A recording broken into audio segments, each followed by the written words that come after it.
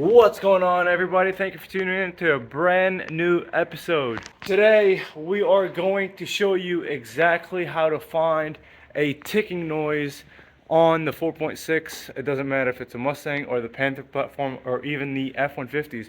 The 4.6 and the 5.4s, 32 and 16 valve motors, roughly they're all the same the way they work. So let's turn into Amira and I'm going to show you exactly what kind of noise she's making and how I picked it up. I really thought she had a problem. Turned out, check this out. Alright guys, I'm going to go ahead and turn her on, listen to the tick, and see how I figured this out. We're going to turn her on.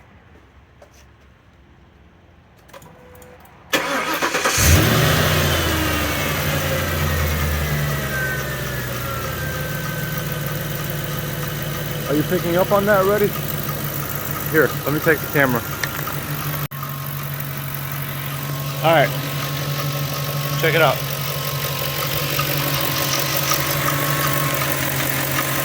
Can you hear it? I'm sure you can hear it. I thought it was the timing chain or the tensioners or the guides. Turned out, look, it'll stop. Watch. Check this out. You'll put a pry bar here, and don't worry.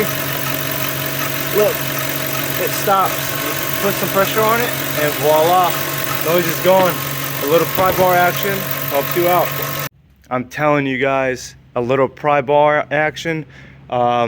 Just follow the noise. Put the pry bar on every single component on the valve covers, on the alternator housing. If the alternator is making a squealing sound, just place it somewhere stable and don't touch the serpentine belt and listen to it. Put it on your ear and see what happens. That's exactly how I figured out.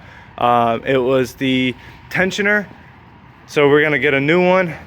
This one is on its way out. I might pull it apart, grease it, because she's been hibernating and it's a beautiful day, so I decided to take her out. But that being said, that's exactly how you find out and not cause a panic in your life, because it could be something as simple as that, or it could be a bigger problem. But good job, girl. Well, you guys have a great one. That was a very, very nice way to test belt tensioners, alternators, water pumps, and whatnot. So I hope you guys learned something, and on to the next one. Later.